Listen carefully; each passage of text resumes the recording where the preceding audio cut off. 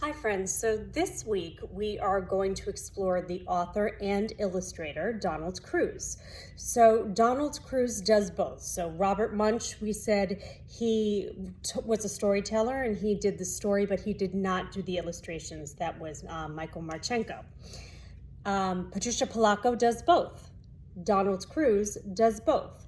And like Patricia Polacco, Donald Cruz was very inspired by his own life. He grew up in Newark, New Jersey, but he spent summers in Florida. And so a lot of his stories take place both in a city and in the country. It was a very rural country kind of place in Florida. Cottondale was where he spent his summers with his grandparents. One big theme that you're going to see in Donald Cruz's work is transportation. He was very into trains and planes and helicopters and boats and all kinds of transportation. So he is famous for his books that deal with transportation and being structured around things like trains and boats and cars and things like that. So this one is called Shortcut by Donald Cruz, and he says that this event actually happened. So this is a true story from his life, Shortcut by Donald Cruz. And the first 2 pages, all over, it just says clackety, clackety, clack, clackety, clackety, clackety, clackety. So the sound words, like Robert Munsch, very important in works by Donald Cruz. And here is the title page.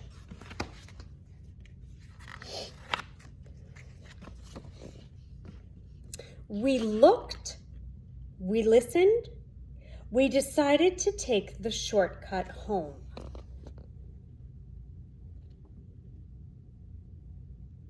So why do you think they're looking and listening before they go on those train tracks?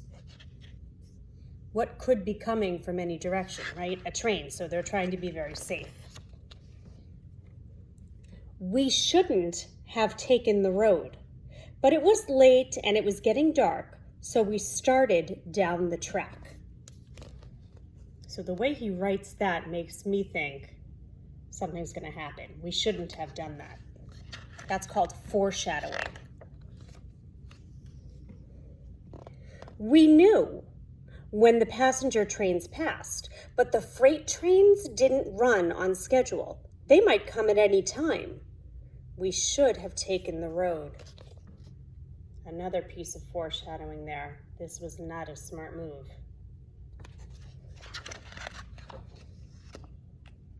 Now, if you look all the way in the corner here, it says, woo, sound words. Something's coming from up here in that direction.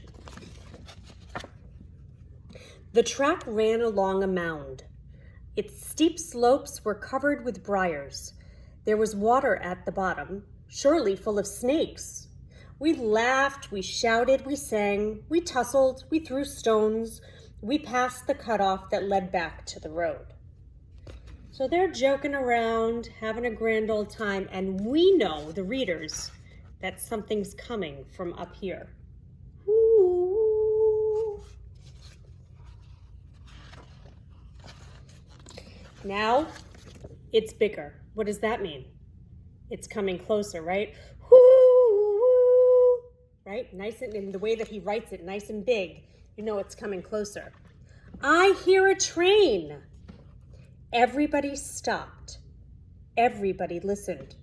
We all heard the train whistle. Should we run ahead to the path home or back to the cutoff? What are they going to do?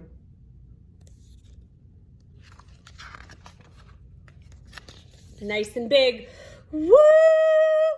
See, it's in the yellow. It's coming. The train whistle was much louder. Back to the cutoff. Run! Well, the cutoff, they said, is where it meets the road. Nice and big. See the yellow? Woo!